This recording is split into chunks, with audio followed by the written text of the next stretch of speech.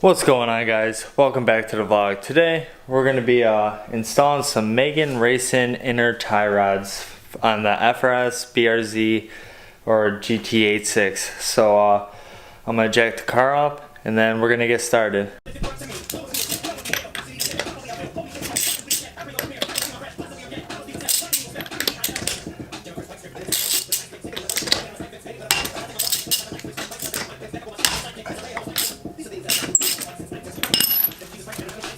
Okay, so now that I got the car up in the air and everything, so this is basically the stock angle.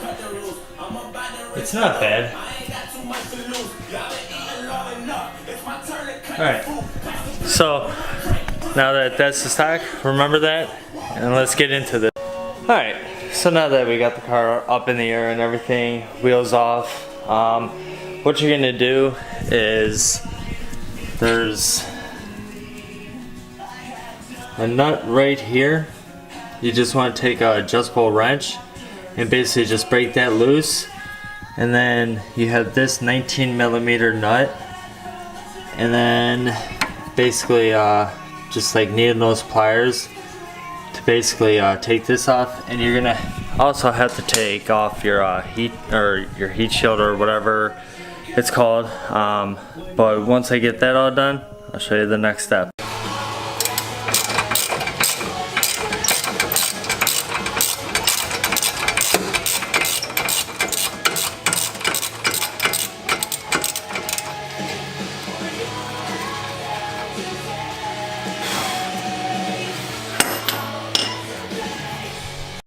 Alright, so now that we got the outer tie rod out and everything, basically you're gonna have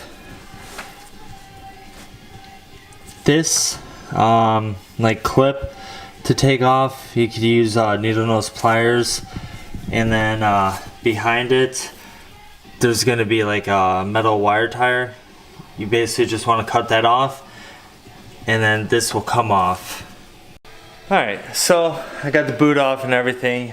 Everything's going smooth. And now we're going to take our inner tie rod tool that I got from Harbor Freight. You're going to take this little clip and basically where the... Let me get the new one.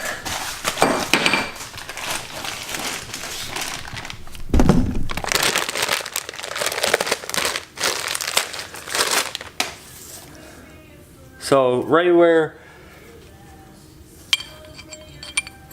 the groove, or the, not groove, but like where you can basically put this, that's where it goes.